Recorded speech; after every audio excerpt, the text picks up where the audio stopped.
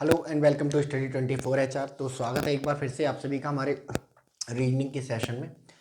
तो रीजनिंग के सेशन में हमारा असर्शन और रीजन चल रहा है। हमने बहुत सारी प्रैक्टिस कर ली है और अभी बहुत सारी प्रैक्टिस करनी बाकी है। ठीक है, लगभग 30% जो हमारा असर्शन रीजन है वो कंप्लीट कर चुके हैं हम लोग। ठीक है, तो चलिए बिना देर किए हुए शुरू करते हैं।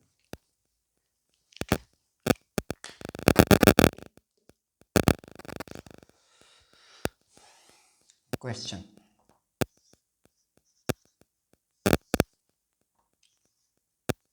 Assertion.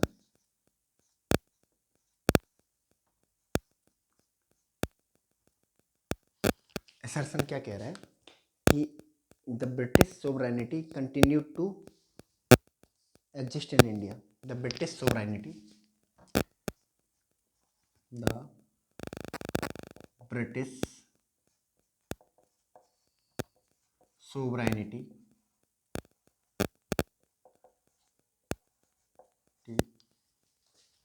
sovereignty continue to exist in India. Continue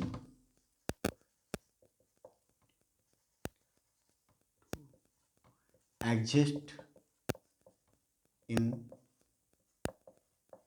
India.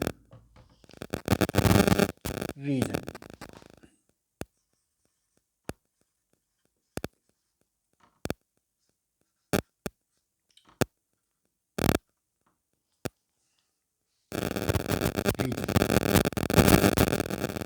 Reason कह रहा है भाई the British sovereign appointed the last governor general of India of free India. The British sovereign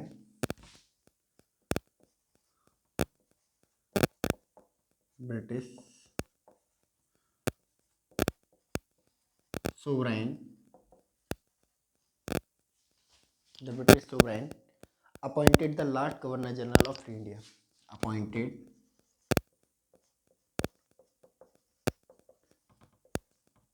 the last governor general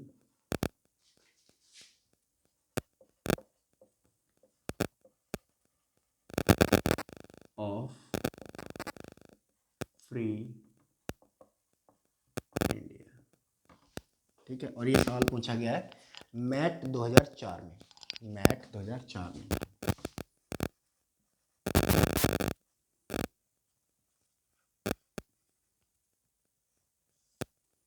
mat 2004 में option जो दे के रखे हैं इन्होंने,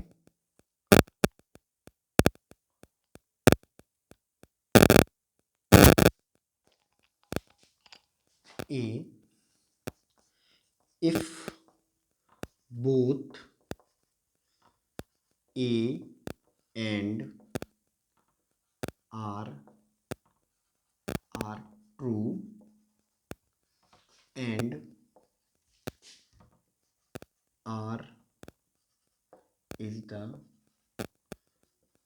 correct explanation of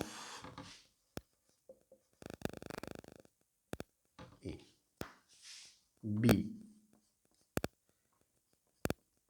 if both A and R are true, but R is not the correct explanation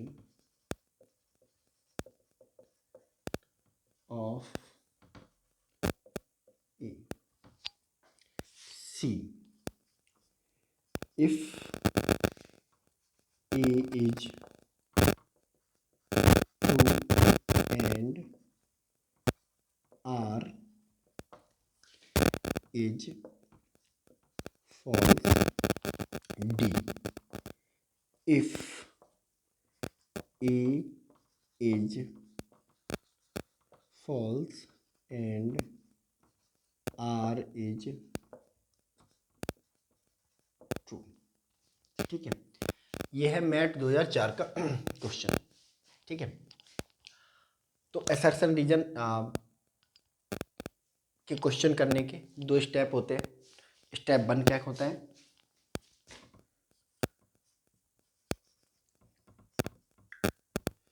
step 1 कहता है कि find out whether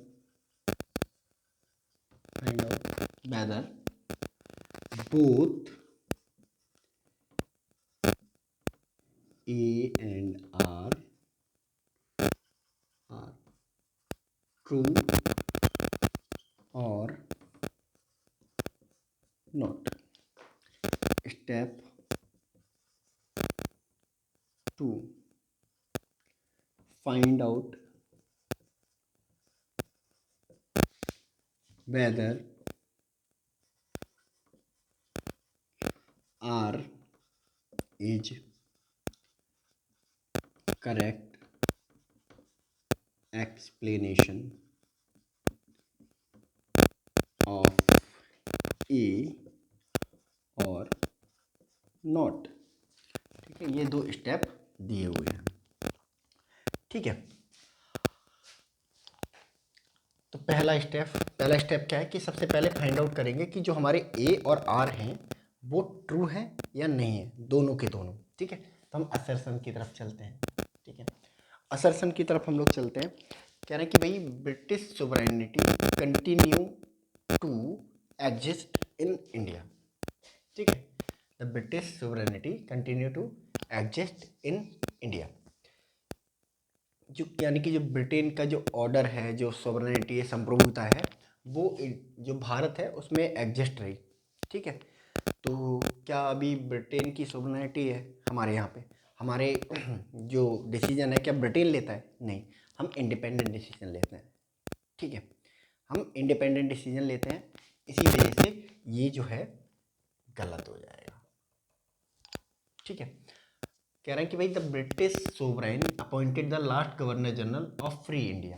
यानी कि जो ब्रिटेन सोवराइन है, यानी कि जो ब्रिटेन का राजा है ना, उसने अपॉइंट किया किसको? Last governor general of free India. जो इंडिया का लास्ट गवर्नर जनरल था, यानी कि जो चक्रवर्ती राजगोपालाचारी थे, ठीक है, फ्री इंडिया के, उनको अपॉइंट किया लास्ट गवर्नर जनरल। ठीक है, तो उस समय हम फुल्ली फ्री नहीं थे क्योंकि हमारा कॉन्स्टिट्यूशन नहीं था।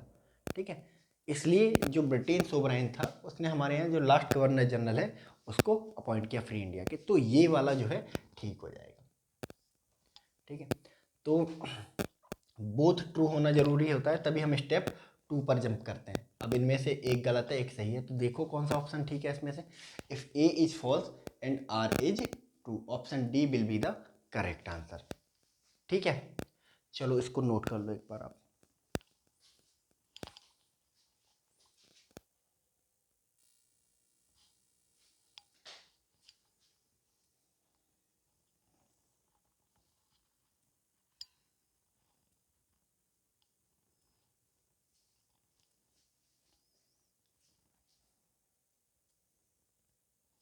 चलिए next.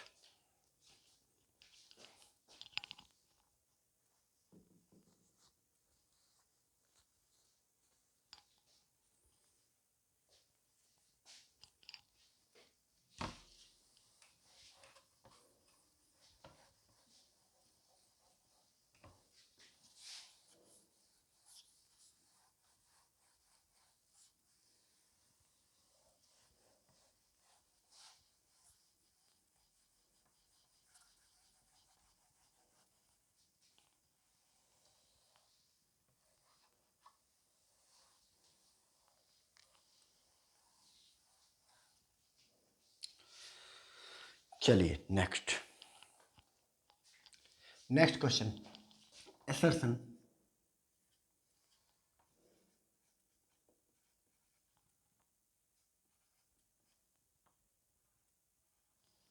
assertion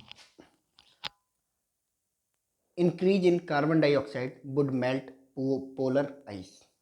increase in carbon dioxide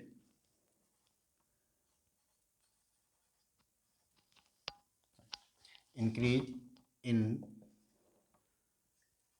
carbon dioxide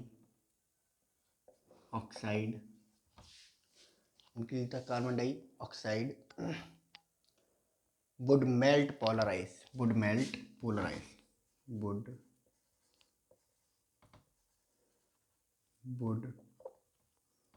would melt polar ice. ठीक है. Reason,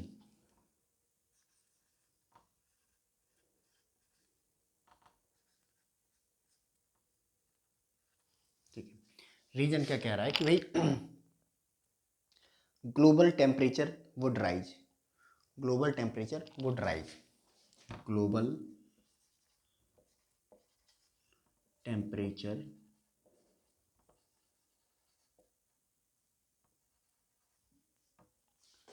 would rise. ठीक है. इसका है NIFT-UG 2014, NIFT-UG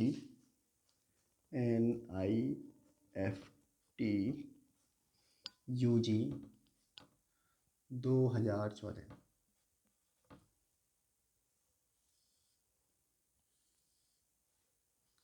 NIFT-UG 2014.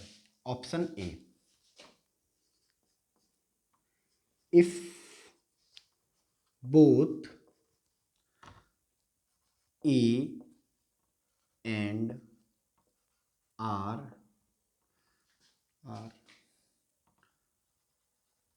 are true and R is the correct explanation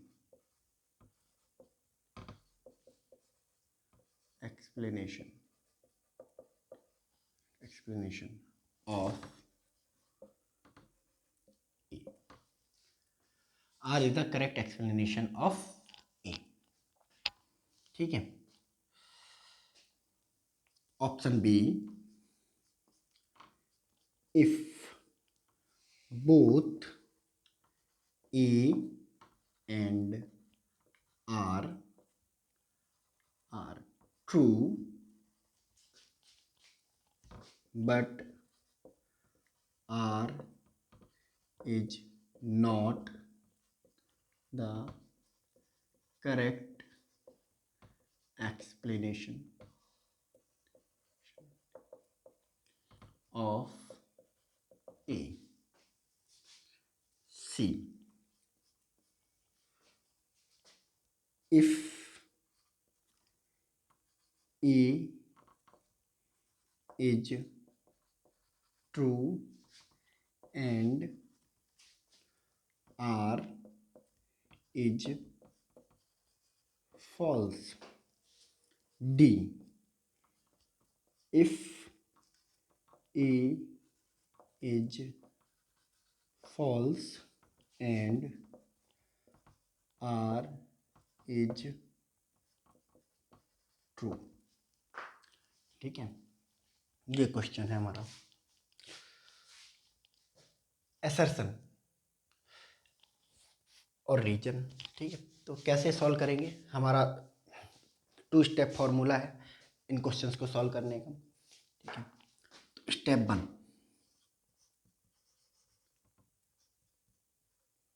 सबसे पहले क्या करना है, find out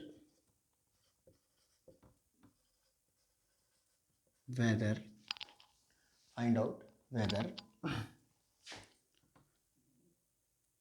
both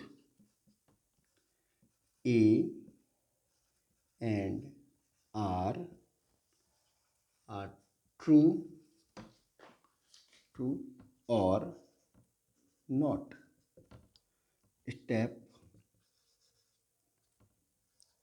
2, find out whether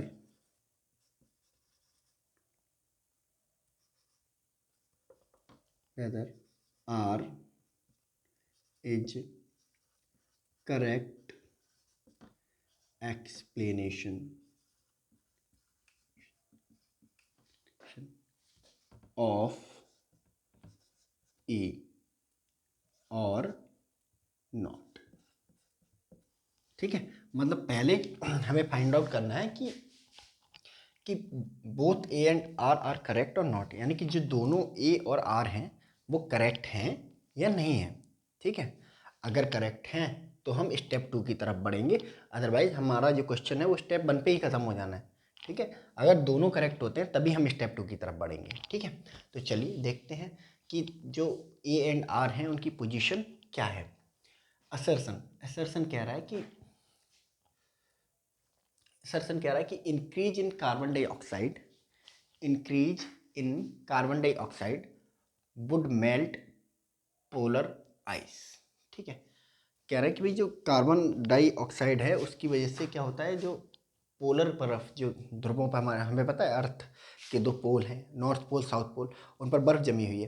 ठीक है, अगर कार्बन डाइऑक्साइड की मात्रा बढ़ती है तो जो पोलर आइस है वो क्या हो जाएगी, मेल्ट हो जाएगी। ठीक है, तो बिल्कुल सही है। ठीक है, कार्बन डाइऑक्साइड बढ़ेगी क्योंकि कार्बन डाइऑक्साइड क्या होती है ना, एटमॉस्फेयर में हीट क्रिएट करती है। ठीक है, जैसे दिल्ली में है ना, गर्मी के समय पे और बहुत ज़्यादा गर्मी बढ़ जाती है क्योंकि जो व्हीकल होते हैं वो बहुत ज़्यादा हीट प्रोड्यूस करते हैं, कार्बन डाइऑक्साइड प्रोड्यूस करते हैं, जिसकी वजह से गर्मी जो है और ज़्यादा बढ़ जाती है। तो कार्बन डाइऑक्साइड जब बढ़ती है ना, कार्बन डाइऑक्साइड की मात्रा जब एटमॉस्फेयर में बढ़ती है तो गर्मी बढ़ती है, और जब गर्मी बढ़ती है तो आपको पता है बर्फ़ जो है पिघलेगी। तो इसी वजह से कार्बन डाइऑक्साइड बढ़ने की वजह से जो हमारी जो बर्फ़ है वो पिघल जाएगी। तो ये हमारा एसर्शन ठीक है। ठीक है, अब कह रहे हैं global temperature would rise, global temperature बढ़ेगा। ठीक है, तो ग्लोबल टेम्परेचर देखो अभी भी बढ़ रहा है, ग्लोबल वार्मिंग की बात हो रही है। ठीक है, तो ग्लोबल टेम्परेचर बढ़ेगा और बढ़ रहा है, तो ये भी ठीक है, यानी कि ए और आर दोनों ही करेक्ट हैं। ठीक है, अब जब दोनों करेक्ट हैं तो हम चलेंगे स्टेप 1 से स्टेप 2 की तरफ। ठीक है, स्टेप 2 की तरफ। ठीक है, अब क्या कह रहा है कि भाई ये कि पहले हमें फाइंड आउट करना है कि आर और जो आर जो है ए का करेक्ट एक्सप्लेनेशन है या नहीं है। ठीक है, तो आर एक्सप्लेनेशन है या नहीं है, ये कैसे प्रूव होगा, क्योंकि से,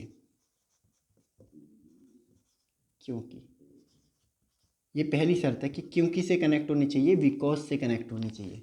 ठीक है, मैंने उसे थप्पड़ मारा क्योंकि उसने मुझे गाली दी, तो रीजन बताना चाहिए था, थप्पड़ मारने का रीजन क्या था, है ना, तो ऐसे ही इस एसेसन का रीजन है। ठीक है, तो कह रहे हैं भैया जो कार्बन डाइऑक्साइड है उसकी वजह से क्या है, जो पोलर बर्फ है, पोलर बर्फ जो ध्रुवों पर बर्फ जमी है नॉर्थ पोल साउथ पोल पर, वो पिघल जाएगी क्योंकि क्योंकि ग्लोबल टेम्परेचर वुड राइज। क्या बताया था, जब कार्बन डाइऑक्साइड बढ़ती है तो ग्लोबल वार्मिंग बढ़ती है, ग्लोबल वार्मिंग बढ़ती है तो ग्लोबल टेम्परेचर बढ़ेगा। ठीक है, तो इसी वजह से जो पोलर बर्फ है वो पिघल जाएगी। तो बिल्कुल करेक्ट एक्सप्लेनेशन दे रहा है, क्योंकि कार्बन डाइऑक्साइड के बढ़ने से क्या हो जाएगा कि जो पोलर आइस है पिघल जाएगी, क्योंकि क्योंकि जो ग्लोबल टेम्परेचर है वो बढ़ जाएगा। ठीक है, तो करेक्ट एक्सप्लेनेशन दे रहा है, तो इसका मतलब क्या होगा, करेक्ट एक्सप्लेनेशन दे रहा है, इसका मतलब both A and R true and R is the correct explanation of A. ठीक है, option A will be the right answer. ठीक है, चलिए इसको नोट कर लीजिए आप लोग।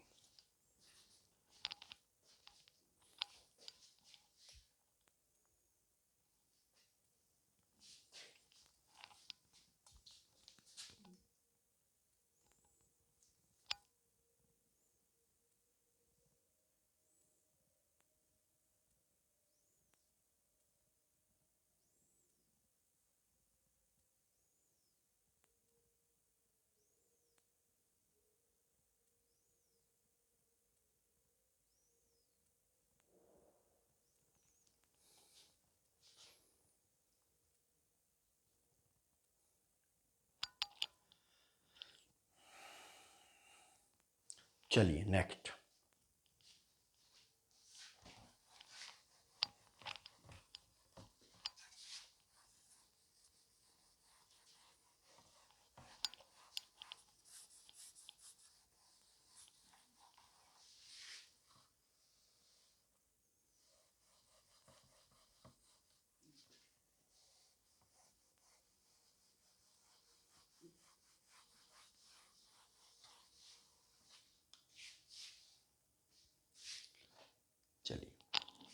नेक्स्ट,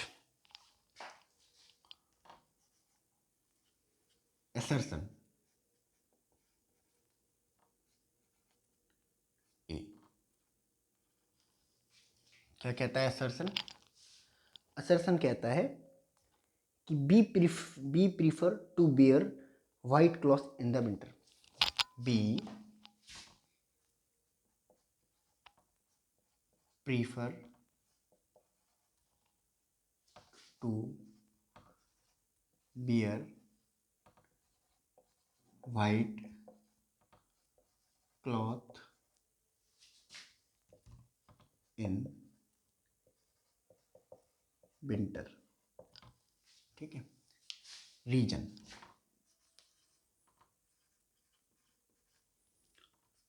आर आर कह रहे हैं white cloth are good reflector of heat. White cloth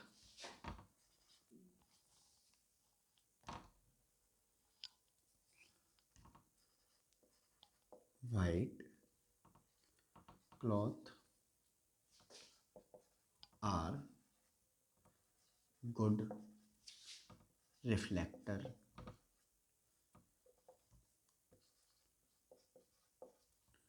of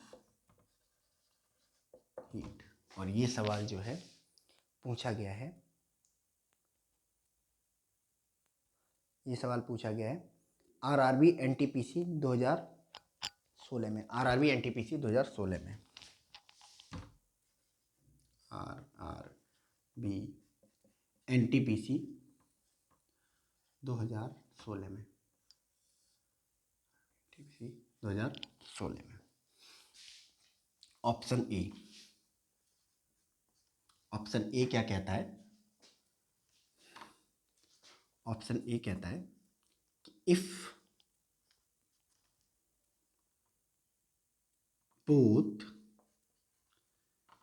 A and R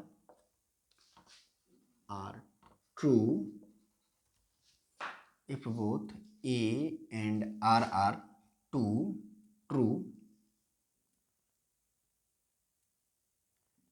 R are true,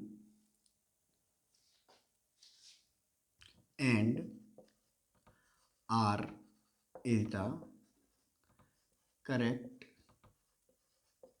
explanation. Correct explanation of A। ठीक है। B, if both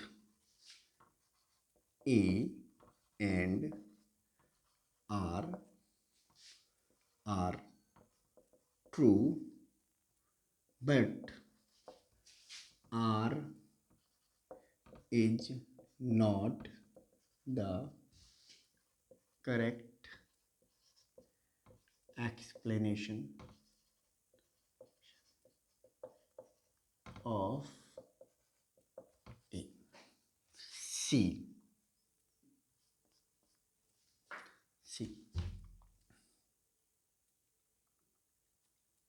if A is true and R is false। D, if A is false and R is true। ठीक है, ये है। ठीक है, अब इसको सॉल्व करने के लिए दो स्टेप जो हमें पता है, कौन से हैं दो step? Step 1,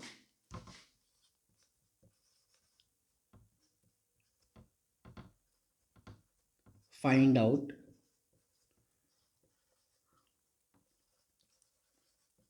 whether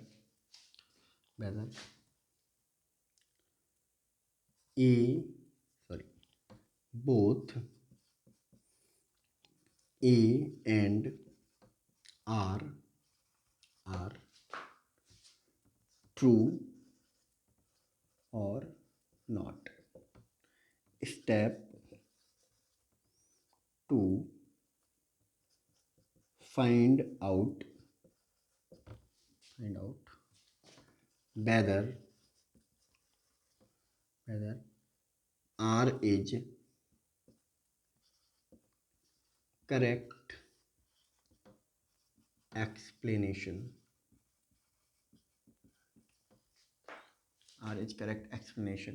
of A and not. ठीक है, ये है सब। पहले स्टेप पे हम लोग चलेंगे। ठीक है, पहले हमें सबसे पहले ये फाइंड आउट करना है कि भाई जो ए और आर दोनों सही हैं या नहीं है। तो अगर इनमें से कोई एक भी अगर गलत निकला तो हम क्या करेंगे, स्टेप 2 तक जाएंगे ही नहीं। स्टेप 2 तक तभी जाएंगे जब हमें लगेगा कि भाई ए और आर दोनों ही करेक्ट हैं। ठीक है, तो असर्शन कह रहा है we prefer to wear white cloth in the winter. White cloth पहनना पसंद करते हैं हम विंटर में? नहीं। क्यों नहीं पसंद करते हैं? कि जो वाइट क्लॉथ हैं वो जो आने वाली सनरेज है उनको रिफ्लेक्ट कर देते हैं, जिससे हमारी ठंड नहीं जाती। वाइट क्लॉथ हम पहनना पसंद करते हैं गर्मी में, है ना, ताकि वो सूरज की जो किरणें आए वो रिफ्लेक्ट होके चली जाए। ठीक है, और हमारा जो शरीर है वो ठंडा रहे। ठीक है, गर्मियों में, ठंडों में या सर्दियों में हम पहनना प्रीफर करते हैं ब्लैक, जो मैं पहना हूँ सर्दियों में पहनते हैं ऐसे लोग, क्योंकि ये एब्जॉर्ब करता है, और पास की हीट को एब्जॉर्ब करता है। इसलिए वाइट क्लॉथ तो पहनना पसंद नहीं करते, तो ये तो बिल्कुल भी गलत है। अब क्या लिखा, रीजन क्या है कि white cloth are good reflector of heat. White cloth क्या करते हैं, हीट को रिफ्लेक्ट करते हैं, एब्जॉर्ब नहीं करते, रिफ्लेक्ट करते हैं। ठीक है, तो अभी हम ऊपर ही डिस्कस कर लेते हैं एसर्शन में, तो ये ठीक हो जाएगा। तो अब हमें स्टेप 2 पे जाने की ज़रूरत है ही नहीं, क्योंकि हमारे दोनों, है ना, दोनों सही नहीं है, एक गलत है।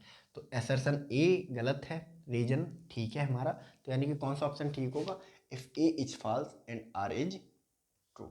ठीक है, चलिए नोट कर लीजिए इसे।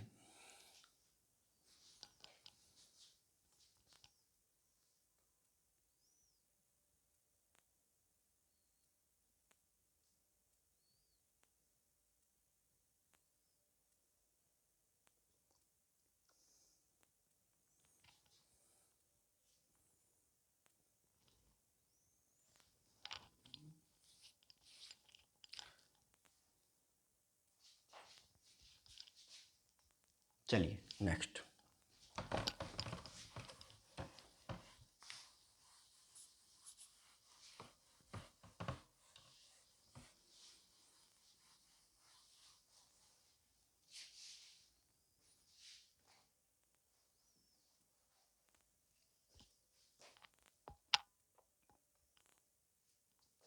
पहला असर्शन,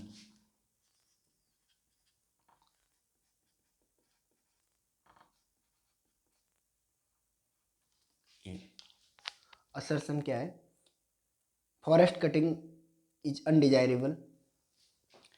फॉरेस्ट कटिंग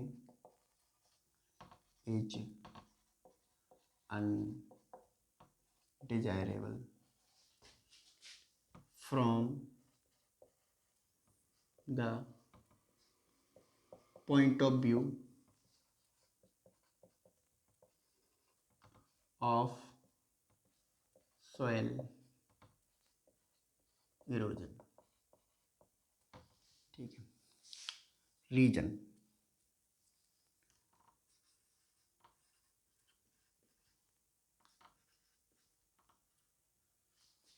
रीजन क्या कह रहे हैं, cutting of forest reduce the interception of rain water. Cutting of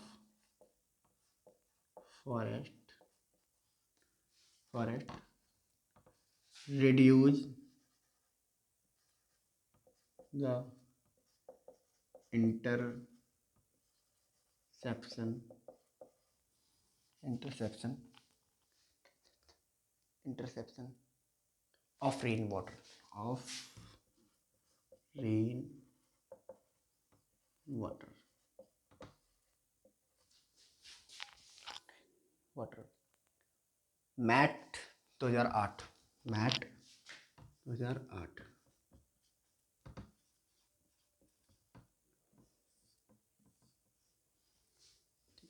A, if both A and R are true and R is the correct explanation of A, ठीक है। B, if both A and R are true and but R is the correct explanation of A. C, if A is correct and R is false. D, if A is false and R is correct, ठीक है। ये question है mat 2008 में इसको पूछा गया है, ठीक है। तो दो स्टेप है ना। पहला स्टेप क्या है कि भाई सबसे पहले हमें ये फाइंड आउट करना है कि क्या असर्शन और रीजन दोनों करेक्ट हैं या नहीं है, ठीक है। जब हमें पता चल जाएगा कि भाई दोनों करेक्ट है तो हम स्टेप 2 की तरफ चलेंगे और देखेंगे कि भाई जो आर है वो ए का करेक्ट एक्सप्लेनेशन है या नहीं है, ठीक है। तो सबसे पहले स्टेप की तरफ चलते हैं और फाइंड आउट करते हैं कि जो असर्शन है वो रीजन का जो असर्शन है और जो रीजन है वो दोनों करेक्ट हैं या इनकरेक्ट है, ट्रू है या फॉल्स है, ठीक है। तो असर्शन की तरफ चलते हैं। फॉरेस्ट कटिंग यानी कि वनों की कटाई इज अनडिजायरेबल। अनडिजायरेबल मतलब होता है अनडिजायरेबल, आप कह सकते हो लाइक कि अच्छी नहीं है ना। अनडिजायरेबल जिसकी ज़रूरत ना हो, है ना। फॉरेस्ट जो कटिंग है वो ज़रूरी नहीं है from the point of view of soil erosion, यानी कि मृदा कटाव, जो मिट्टी का कटाव होता है ना, मिट्टी कट जाती है, ठीक है। जैसे आप डेजर्ट में जाओगे, है ना, डेजर्ट में आपको मिट्टी कैसी मिलेगी, एकदम रेत की फॉर्म में मिलेगी। क्यों? पेड़ नहीं है, ठीक है। पेड़ होते, है ना, तो जो बारिश होती है डेजर्ट में, है ना, पानी वो पेड़ों के थ्रू कहाँ चला जाता है? ज़मीन के अंदर चला जाता है और ज़मीन क्या हो जाती? इकट्ठी हो जाती, ठीक है। जो ज़मीन के जो पार्टिकल्स हैं, रेत के पार्टिकल्स हैं, वो इकट्ठे हो जाते हैं, है ना। तो जो मृदा इरोजन है वो क्यों होता है? क्योंकि पेड़ नहीं है ना। इसकी वजह से बारिश जो है, बारिश का पानी, ठीक है, सूख जाता है, बाष्प बन के उड़ जाता है, ग्राउंड नहीं हो पाता बहुत अच्छे से, ठीक है। इसलिए जो फॉरेस्ट कटिंग है वो सॉइल इरोजन के लिए, है ना, अच्छी बात नहीं है। तो क्या हो जाएगा? ये सही हो जाएगा, ठीक है। चलिए अब हम रीजन देख लेते हैं। रीजन क्या है? Cutting of forest reduce the interception of rain water. वही जो मैं ऊपर समझा रहा था वही रीजन में दे के रखा है, ठीक है। वही जो फॉरेस्ट वनों का कटाव है उसकी वजह से क्या हो जाता है कि जो रेन वाटर है ना, वो बाष्प बन के उड़ जाता है और ज़मीन के अंदर नहीं जा पाता है, जिससे जो ज़मीन के जो पार्टिकल हैं वो भुरभुरे हो जाते हैं और अलग हो जाते हैं एक दूसरे के साथ, रेत जैसा उड़ने लगते हैं, है ना। जैसे आप देखो बहुत दिनों तक अगर आपने किसी गमले में पानी नहीं दिया है तो वो पपड़ी जमने लगती है, सिर्फ वैसा ही। तो बिल्कुल ठीक बात है, ये भी ठीक हो जाएगा, ठीक है। अब क्या ये एक दूसरे को क्या रीजन एक्सप्लेन कर रहा है? मैंने जब आपको असर्शन समझा रहा था तो मैंने रीजन क्यों क्या बताया था फॉरेस्ट कटिंग ना करने का, ठीक है। तो फॉरेस्ट कटिंग नहीं करनी चाहिए क्योंकि इससे मृदा कटाव होता है ना। फॉरेस्ट कटिंग नहीं करनी। फॉरेस्ट कटिंग जो है, वनों की जो कटाई है, जो मृदा कटाव के हिसाब से अच्छी नहीं है, क्योंकि है ना, जो फॉरेस्ट कटिंग है वो क्या कर देती है, इंटरसेप्शन, जहाँ मतलब पेड़ों में जो वाटर इंटरसेप्शन होता है उसको रोक देती है, ठीक है, वाटर इकट्ठा नहीं हो पाता। तो इसी वजह से क्या कहते हैं, वहाँ जो मृदा कटाव है, सॉइल इरोजन है, वो होने लगता है। यानी कि ये करेक्टली एक्सप्लेन कर रहा है, यानी कि कौन सा आंसर सही हो जाएगा, option A will be the correct answer. ठीक है, चलिए नोट कर लीजिए इसे।